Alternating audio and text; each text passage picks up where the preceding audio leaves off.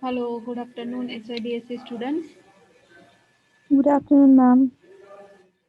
Okay, let's start. So, yesterday we were discussing about 1980s, the consumer movement of 1980s. So, still we were discussing about the consumer movement according to the year. Now we will discuss, ये आपको बताया था ना मैंने, consumer movement that 1500 Yes, का। ma'am. Okay, आगे बात करते हैं, 1990s की बात करते हैं। That another milestone during the early 90s was the development of the synergy by and among the NGOs by the formation of the state level and the national level federation. It began with the Tamil Nadu in 1990 and was followed by the states like Gujarat, Orissa, Andhra Pradesh and West Bengal. FEDCOT means Federation of Consumer Organization. Tamil Nadu and Pondicherry is noteworthy on the state level federation of NGO. तो consumer को लेके कि for example consumer development के लेके या consumer movement को लेके कि हर एक स्टेट में या नेशनल लेवल पर फेडरेशन स्टार्ट हुए। तो सबसे पहले फेडरेशन स्टार्ट हुआ 1990 में, वो भी तमिलनाडु में स्टार्ट हुआ था। और उसके बाद गुजरात, उड़ीसा, आंध्र प्रदेश, वेस्ट बंगाल में यहाँ पे फेडरेशन स्टार्ट हुआ। Federation means organisation. The federation of consumer organisation जो सबसे पहले स्टार्ट हुआ था तमिलनाडु में, उसका नाम है Tamil Nadu and Pondicherry federation consumer organisation, जो सबसे स्टेट लेवल का सबसे टॉप में आया हुआ फेडरेशन है। That Friedrich Naumann Stephan, the German foundation in Delhi, took the initiative to suggest NGO in India to form the Consumer Coordination Council at the national level at the countervailing force again by the lobbying and the advocacy efforts by the trade, industry and professions। तो Frederick Norman Stephen ये जो German foundation है जो दिल्ली में है, उन्होंने NGO को means non government organisation है उनको क्या सजेशन दिया था कि कंज्यूमर कोऑर्डिनेशन काउंसिल भी नेशनल लेवल पे स्टार्ट किया जाए। तो उसमें क्या होगा कि किसकी मदद से कि वहाँ पे कौन कौन पार्टिसिपेट कर सकते हैं, कौन कौन अपना एफर्ट्स दे सकते हैं। एक तो है ट्रेड, फिर है इंडस्ट्री और तीसरा है प्रोफेशंस। क्योंकि ये सभी ट्रेड, इंडस्ट्री और प्रोफेशन ये सभी कंज्यूमर से जुड़े हुए हैं। तो ट्रेड मीन्स व्यापार जिसको बोलते हैं कि अभी मार्केट में उसकी प्लेस क्या है, मार्केट में क्या चल रहा है क्या नहीं।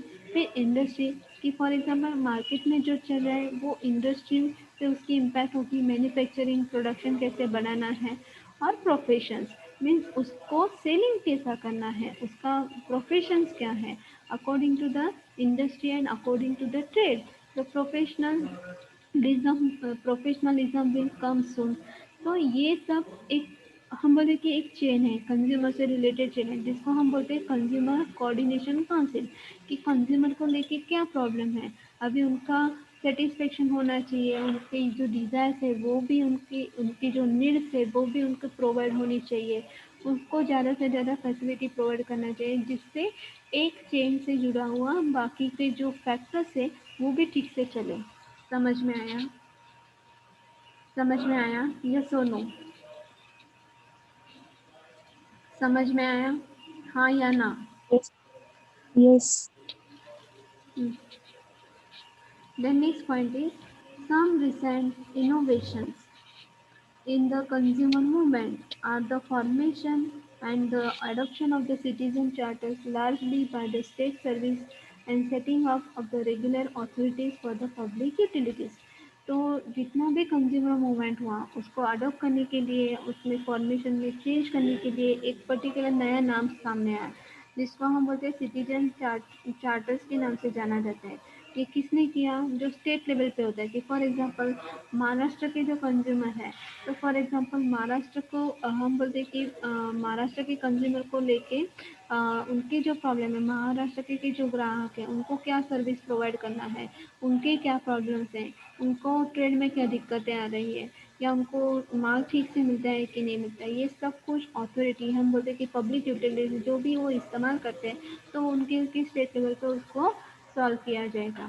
Then one individual who deserves the special mention in the field of consumer protection is H.D. Suri, the director of the Common Cause, New Delhi, who was confirmed with the Padma Bhushan award by the Government of India for his relentless crusade for the common cause even in his 80s. कि जब हम consumer movement का नाम लेते हैं तो सबसे एक स्पेशल नेम जो आता है सामने वो है एच डी सूरी जो डायरेक्टर है कॉमन कॉज के कि सही में कि सभी जो इंडिविजुअल हैं या कंज्यूमर हैं कि उनकी प्रॉब्लम सही में क्या है तो वो उस पर वो रिसर्च आई मीन वो उस पर काम कर चुके हैं कि उन्होंने बहुत सारे ऐसे प्रॉब्लम सॉल्व किए हैं। ये कॉमन कॉज उन्होंने एक प्लेटफॉर्म बनाया है कि जिसमें कंज्यूमर को अपने एक्सप्लोर होने के लिए अपना व्यूज़ एक्सप्रेस करने के लिए उन्होंने एक ऐसा ऑर्गेनाइजेशन बनाया है और उसके लिए जो इंडियन गवर्नमेंट है भारत सरकार ने उनको पद्म विभूषण से सॉरी पद्म भूषण से उनको सम्मानित किया था। समझ में आया? समझ में आया? Yes, yes, ma'am. Government measure to protect consumer interest. अभी गवर्नमेंट का कौन सा हाथ बार लगता है कि गवर्नमेंट क्या रिस्पॉन्सिबिलिटी ले सकती है। तो फर्स्ट सबसे पहले आता है providing affordable service such as public transport कि जितना भी पब्लिक ट्रांसपोर्ट है तो उसको ज़्यादा से ज़्यादा सर्विस उसकी एफोर्डेबल कंफर्टेबल सर्विस कंज्यूमर तक पहुंचनी चाहिए। फॉर एग्जांपल हम कहीं ट्रैवलिंग कर रहे हैं पब्लिक सेक्टर से फॉर एग्जांपल ट्रेन में जा रहे हैं बस में जा रहे हैं तो उसको मीन्स लोगों को क्या प्रॉब्लम है कि फॉर एग्जांपल किस तरह से होना चाहिए जितना आप पैसा लेते हैं गवर्नमेंट को देते हैं तो उतनी फैसिलिटी आपको दी जाती है या नहीं दी जाती है। ट्रेन हो या बसेस हो तो जब आप सफ़र करते हैं तो कोई प्रॉब्लम तो नहीं रही आ रही तो ये सब कुछ आपको वहाँ पे अफोर्डेबल प्रोवाइडिंग सर्विस होनी चाहिए। Then next is providing certain communities at the subsidiary rates to the needy through the public distribution system कि जितना भी कम्युनिटीज़ हैं कि for example communities means medicine है सीड्स है गोल्ड है सिल्क है ये जो सब कम्युनिटीज़ है तो ये जब पब्लिक डिस्ट्रीब्यूशन सिस्टम होती है जब उसको डिस्ट्रीब्यूट किया जाता है तो वो हर एक इंसान तक पहुंचना चाहिए और वो भी सब्सिडरी रेट में पहुंचना चाहिए। कि फॉर एग्जांपल आपको पता होगा कि जो झड़पी की स्कूल्स होती है या पब्लिक अथॉरिटीज़ के अंडर जो स्कूल्स आती हैं तो उसमें दोपहर के टाइम में उनको खाना दिया जाता है ये शायद आपको पता होगा। यस और नो? दोपहर के टाइम में Yes. उनको एक टाइम खाना दिया जाता है क्योंकि वहाँ पे बहुत सारे गरीब बच्चे आते हैं। आप कभी गए हैं झड़पी की स्कूल में? झड़पी की स्कूल में कभी गए हैं? कभी विजिट No, ma'am. नहीं? आप जाके देखिए कि वहाँ पे बहुत सारे गरीब बच्चे आते हैं जो टीचर्स है उनको गवर्नमेंट सैलरी तो देता है लेकिन उन बच्चों के लिए भी कि फॉर एग्जांपल स्कूल्स है फॉर एग्जांपल बुक्स है यूनिफॉर्म्स है फिर खाना है जो जो उनकी बेसिक नीड्स है वो गवर्नमेंट देती है तो वो सब्सिडरी सब्सिडरी रेट पे होना चाहिए। कि जैसा हम सबको पता है कि जब हम प्राइवेट स्कूल में पढ़ते हैं तो उतना उतना फीस ज़्यादा होता है और जब हम गवर्नमेंट स्कूल में पढ़ते हैं तो उसका फीस कैसा होता है कम होता है। होशियार बच्चा है हाँ पढ़ने में इंटेलिजेंट है पढ़ाई में अच्छा है लेकिन परिस्थिति की वजह से वो पढ़ नहीं पा रहा है तो गवर्नमेंट उसको सब्सिडीज दे सकती है अगर वो गवर्नमेंट स्कूल में गया तो। then monitoring industries and service providers activities तो कि फॉर एग्जांपल जितने भी इंडस्ट्रीज है तो उसका मॉनिटर करने का काम और जितने भी सर्विस प्रोवाइडर मीन्स इंडस्ट्री होगा वहाँ पे प्रोवाइडर्स होगा मैन्युफैक्चरर्स होगा तो वहाँ पे ट्रेड होगा तो ये जो एक्टिविटीज़ है तो वो पे उस पर कंट्रोल करने का काम किसका है गवर्नमेंट का है। Taking administrative and पुनिटिव action against violators of the rights of consumer कि कंज्यूमर जो हम राइट दिए गए हैं और उसके खिलाफ जो बोलने वाले हैं तो उसके लिए पैनल एक्शन लेने का काम किसका है गवर्नमेंट का है। कि फॉर एग्जांपल अब फॉर एग्जांपल कि आप कुछ चीज़ें खरीदने के लिए बाजार में गए और आपको डिफ़ॉल्ट गुड्स लेके आए या डिफ़ॉल्ट माल दे दिया या हम बोलते डिफेक्टिव माल दे दिया तो आपको फाइट करने का हक दिया है कि नहीं दिया है कंज्यूमर राइट दिया है ना। कंज्यूमर राइट दिया है कि नहीं दिया है? यस और नो? हाँ या Yes. हाँ ओके पर उसका बिल आपके पास होना चाहिए। फॉर एग्जांपल शॉपकीपर ने आपको बिल ही नहीं दिया तो आप जाके बोल सकते हैं लेकिन उसका मतलब मीन्स सपोज आप फाइट कर रहे हैं और वो शॉपकीपर आपको दबा रहा है कि नहीं ऐसा तो हम माल रखते ही नहीं, आपको ऐसा देते ही नहीं, तो वो जो हम बोलते हैं वायलेटर्स होते हैं, उनके लिए हम बोलते हैं कि पैनल एक्शन होना चाहिए. The next point is deciding and imposing the quality standard of various commodities such as medicine, seeds, gold and silk. कि जितना भी फॉर एग्जाम्पल हम कमोडिटीज की बात करते हैं तो उसमें स्टैंडर्ड बनना चाहिए, क्वालिटी स्टैंडर्ड बनना चाहिए, लेकिन जो रेट हो वो कैसा होना चाहिए, कम होना चाहिए. कि फॉर एग्जाम्पल सिल्क, तो सिल्क की जो कपड़े पहनते हैं, फॉर एग्जाम्पल सिल्क की जो साड़ियाँ होती है, तो जो सिल्क की ओरिजिनल जो साड़ियाँ होती है वो बहुत ही महंगी आती है. शायद आपको पता होगा जो ओरिजिनल सिल्क है वो 20,000 25,000 एक 20-25 हज़ार की साड़ी होती है, 30-40 हज़ार की साड़ी होती है. फिर एग्जाम्पल गोल्ड, तो गोल्ड का दाम तो बढ़ते ही जा रहा है. फिर एग्जाम्पल मेडिसिन, सीड, ये जो है, ये जो चीज़ें हैं जो हमारे हेल्थ से रिलेटेड हैं, तो शायद आपको ये भी पता नहीं होगा कि मेडिसिन जब हम होलसेल मार्केट से लेते हैं, तो मेडिसिन जब हम होलसेल मार्केट से लेते हैं तो उसका दाम कम होता है, लेकिन जब वो रिटेलर के पास, होलसेलर से रिटेलर के पास, और हम बोलते हैं कि मेडिकल स्टोर में आते हैं तो उनके दाम बहुत ही बढ़ जाते हैं. तो ये जब फॉर एग्जांपल जो एक इंजेक्शन, फॉर एग्जांपल कम से कम जो एक इंजेक्शन पर्टिकुलर कोई होगा तो शायद वो 300-400 तक आता होगा, लेकिन जब हम प्राइवेट हॉस्पिटल में जाते हैं तो उसी इंजेक्शन का जो दाम होता है वो 2,500-3,000 तक हो जाता है. तो कितना मुनाफा करे, वैसा नहीं होना चाहिए. तो ये इसको कंट्रोल करने का काम किसका है, गवर्नमेंट का है. imposing price control on the certain commodities such as medicine. तो मेडिसिन की जितने भी दाम बढ़ रहे हैं उसको कंट्रोल करने का काम किसका है, गवर्नमेंट का है. समझ में आ रहा है, समझ में आ रहा है, हाँ या ना? Yes, ma'am. Okay. Then next point is, और हाँ, जस्ट मिनट, जिसने भी अभी तक प्रोजेक्ट नहीं शेयर किया है वो जल्दी से जल्दी अपने प्रोजेक्ट सबमिट कर दें, आज के आज. जिसने भी अभी अभी तक प्रोजेक्ट नहीं सबमिट किया है, जल्दी से जल्दी प्रोजेक्ट सबमिट कीजिए. ये मैसेज अपने दोस्तों तक पहुंचाइए कि अब आज लास्ट दिन है, 2 दिन दिया था, 13 तारीख था, लेकिन आज कौन सा है, 14 है ना, कौन सा है, 15 है, 15 तारीख है आज. तो आज कल कैसे भी करके आज भेज दीजिए. ठीक है, ठीक है. आगे ज़्यादा एक्सपांड में नहीं कर सकती, एक्सपांड में नहीं कर सकती. जितना जल्दी देंगे उतना आपको फ़ायदा होगा.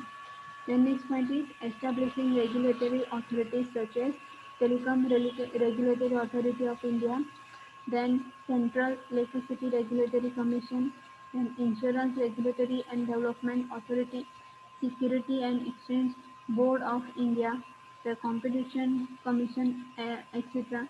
तो हमारे कंज्यूमर के लिए फॉर एग्जांपल कौन सी रेगुलेटरी अथॉरिटीज बनाई गई है, तो टेलीकॉम रेगुलेटरी अथॉरिटी वो टेलीकम्युनिकेशन के लिए काम करती है. इलेक्ट्रिसिटी रेगुलेटरी कमीशन जो इलेक्ट्रिसिटी से जुड़ा हुआ है उसके लिए काम करती है. Then insurance regulatory and development authority तो हमारे ह्यूमन डेवलपमेंट के लिए काम करती है, इंश्योरेंस के लिए काम करते हैं.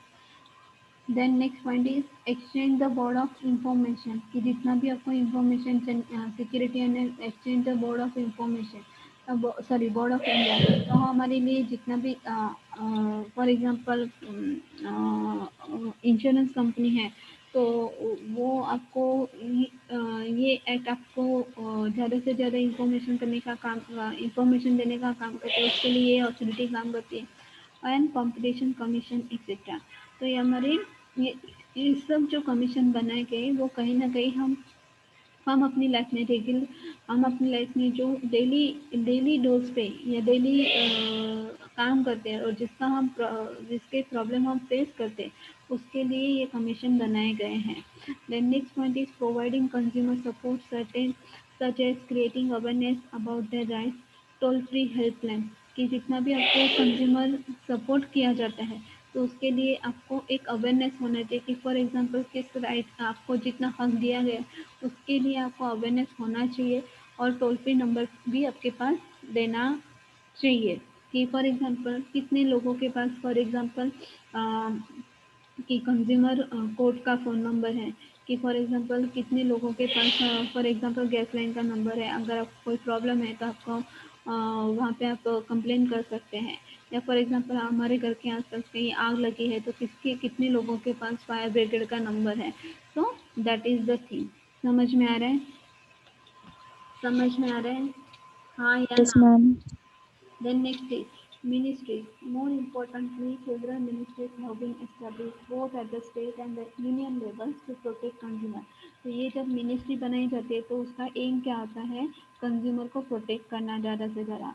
The following ministries are particularly important: Ministry of Agriculture, Chemicals and Fertilizers, Civil Aviation, Commerce and Industry, Communication and Information Technology, Consumer Affairs, Food and Public Distribution, Environment and Forest, Finance, Food Processing Industries, Health and Family Welfare, Information and Broadcasting, Petroleum and Natural Gas, Railways, Power, Textile and tourism. ये हमारी daily life में कहीं ना कहीं हमारे लिए important role play करते हैं कि जिससे हम कहीं ना कहीं यहाँ पे जुड़े हुए हैं। तो ये जो सब मिनिस्ट्री बनाई है तो उसका मतलब क्या है कि ये मिनिस्ट्री हमें प्रोटेक्ट करने के लिए बनाई है, हमारा संरक्षण करने के लिए बनाई कि फॉर एग्जांपल एग्रीकल्चर है तो उससे हमारे जो हम कम्युनिटीज खरीदते हैं कि फॉर एग्जांपल सीड्स है तो उसके लिए बनाई है। फिर एग्रीकल्चर से रिलेटेड केमिकल एंड फर्टिलाइजर जो इस्तेमाल किया जाता है वो क्रॉप को प्रोटेक्ट करने के लिए बनाए, लेकिन अगर उसका ज़्यादा इस्तेमाल कर दिया तो वो हमारी हेल्थ के लिए हैज़ार्डस है। फिर सिविल एविटेशन मतलब क्या कि फॉर एग्जांपल कंज्यूमर कोर्ट है, या फॉर एग्जांपल सुप्रीम कोर्ट है, हाई कोर्ट है। तो ये हमारे लिए बनाए गए। जब हम कॉमर्स और इंडस्ट्रीज की बात करते हैं तो जो ट्रेड जो हम मार्केट में चीज़ें खरीदते हैं तो उससे हमारे रिलेटेड हैं। और जितना मोबाइल टेलीफोन लैपटॉप इस्तेमाल करते हैं, इंटरनेट इस्तेमाल करते हैं, उसके लिए कम्युनिकेशन एंड इंफॉर्मेशन टेक्नोलॉजी है, ये बनाया गया है। तो कहीं ना कहीं ये मिनिस्ट्री हमारे लिए काम करती है। समझ में आया? समझ में आया? Yes, ma'am. ओके। तो ये हमारा जो चैप्टर नंबर यूनिट नंबर 1 है उसका चैप्टर नंबर 1 खत्म हुआ है। अभी मैं दूसरा स्टार्ट कर रही हूँ।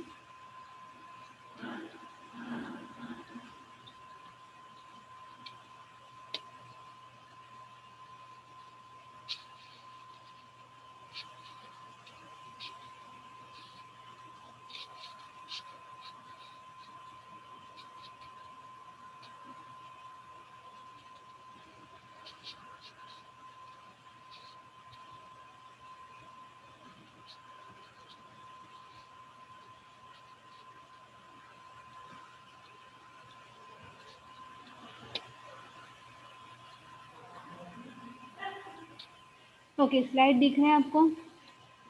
स्लाइड दिख रहे हैं? हाँ या ना? Yes, ma'am.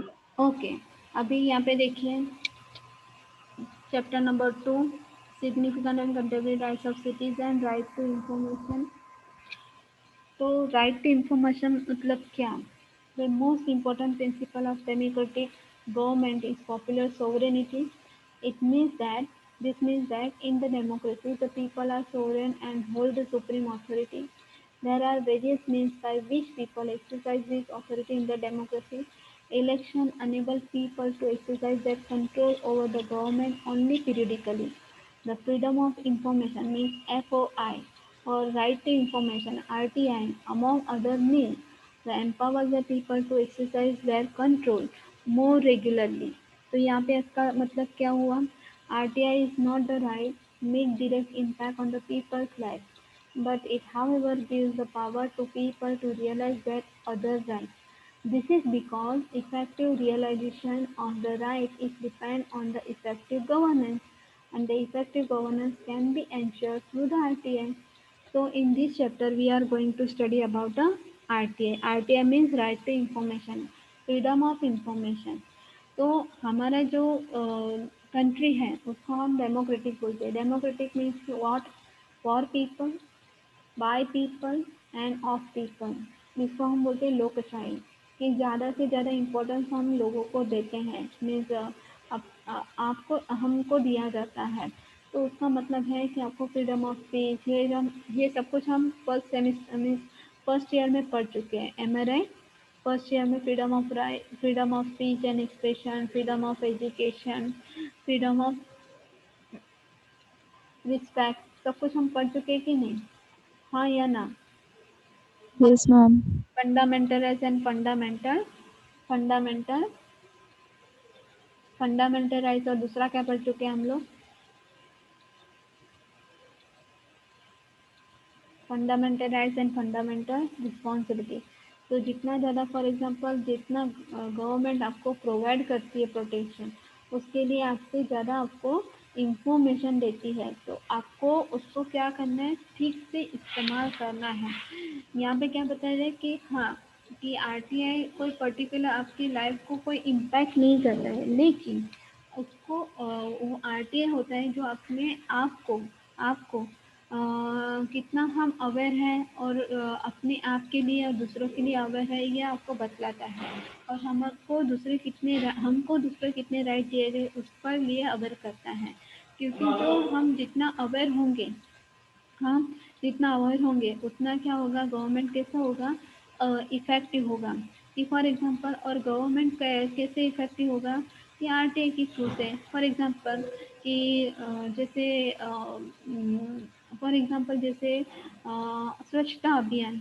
ओके, तो स्वच्छता अभियान ये मोदी जी ने क्यों निकाला हम सब के लिए?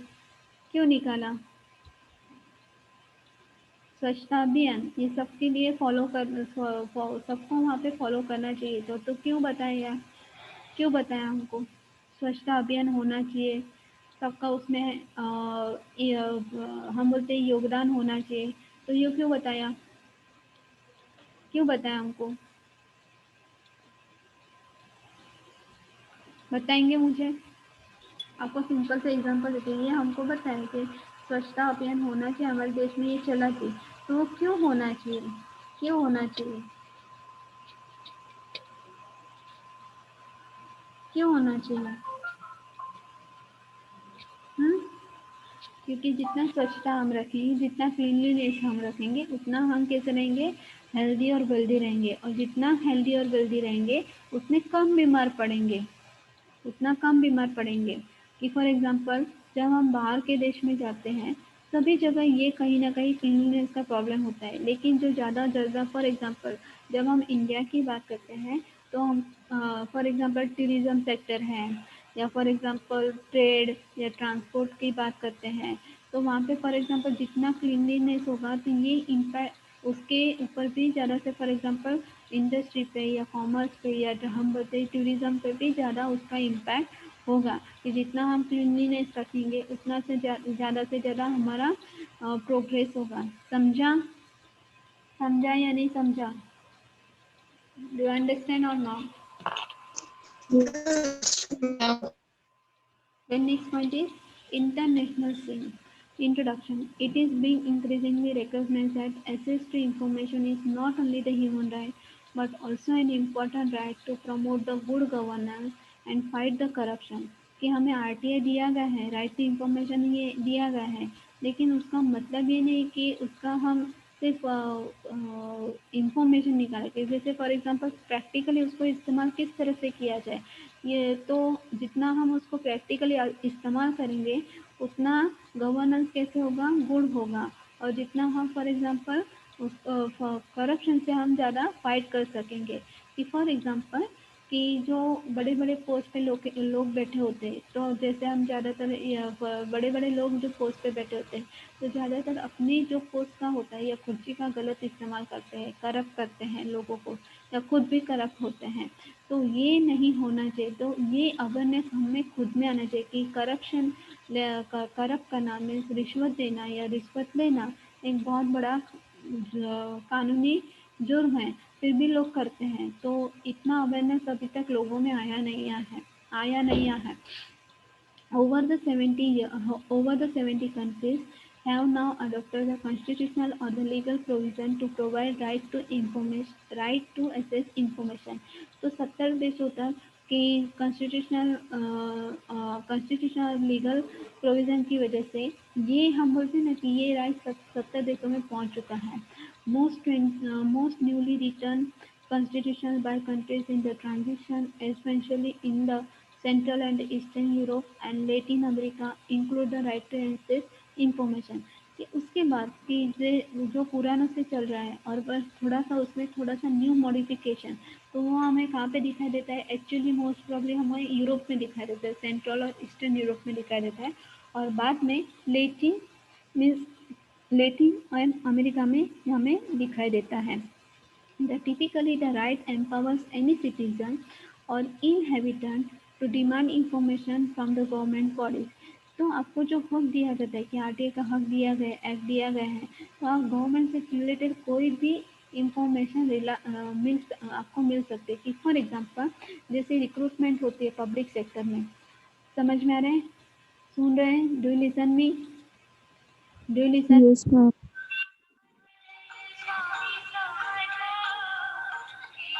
कि फॉर एग्जांपल जैसे हम बोलते हैं कि जैसे हम बोलते हैं कि क्या बोल सकते हैं, हाँ, कि गवर्नमेंट से लेके हम कोई बोलते हैं कि फॉर एग्जांपल गवर्नमेंट से लेके कोई भी इंफॉर्मेशन है तो हमें वो मिलनी चाहिए. कि फॉर एग्जांपल जैसे आप टाइप करते हैं, या फॉर एग्जांपल एमपीएससी की एग्ज़ाम है या यूपीएससी की एग्ज़ाम है, वो किस पोस्ट के लिए लिया जाता है, आप किस पोस्ट के लिए अप्लाई कर रहे हो, तो वैसे ही आप बुक वैसे ही लेंगे, आप वैसे ही पढ़ाई करेंगे. ये सारी इंफॉर्मेशन निकालने का हक आपको दिया गया है. कि फॉर एग्जांपल क्लास 1 के लिए कौन सा होता है, क्लास 2 के लिए कौन सा होता है, या फिर आपका स्किल कैसा है, ये सब कुछ इंफॉर्मेशन निकालने का हक आपको दिया गया है. कि फॉर एग्जांपल जैसे हम कोई भी साइट पे जैसे क्रोम पे या इंटरनेट पे, जैसे फॉर एग्जांपल पब्लिक रिक्रूटमेंट है, या फॉर एग्जांपल कि कोई बैंक में जगह खाली है, तो ये पूरा इंफॉर्मेशन निकालने का हक आपको दिया गया है. कि कितने लोग कितने लोगों की रिक्रूटमेंट वहाँ पे होने वाली है, उसकी एडवर्टाइजमेंट क्रोम पे भी डाली जाती है, और या फॉर एग्जांपल न्यूज़पेपर में भी डाली जाती है. तो पब्लिक सेक्टर में जब भी रिक्रूटमेंट होती है तो आपको पूरा का पूरा इंफॉर्मेशन निकालने का हक आपको दिया गया है. समझा? समझा? हाँ या ना? Yes. आगे देखते हैं. टिपिकली, हाँ, then in the number of countries including India, Japan, Korea, Pakistan, Israel and France, the highest courts have found that there is a right to access the information present in the constitution, typically as an element of the freedom of expression and the freedom of speech. तो यहाँ पे आपको क्या बताया गया है कि ज़्यादा से ज़्यादा, जैसे हम बोलते हैं कि बहुत सारे देशों में, जैसे इंडिया, जापान, कोरिया, पाकिस्तान, इन सारे देशों में ज़्यादा से ज़्यादा कोर्ट उपलब्ध है, अवेलेबल है, जहाँ ज़्यादा से ज़्यादा आप इंफॉर्मेशन, कॉन्स्टिट्यूशन से रिलेटेड इंफॉर्मेशन निकाल सकते हैं और अपने व्यूज एक्सप्रेस कर सकते हैं. ठीक है? ठीक है? हाँ या ना? ठीक है? हेलो. Yes, ma'am. तो we shall continue in the next lecture. कल मिलते हैं. We shall stop here right now. ठीक है?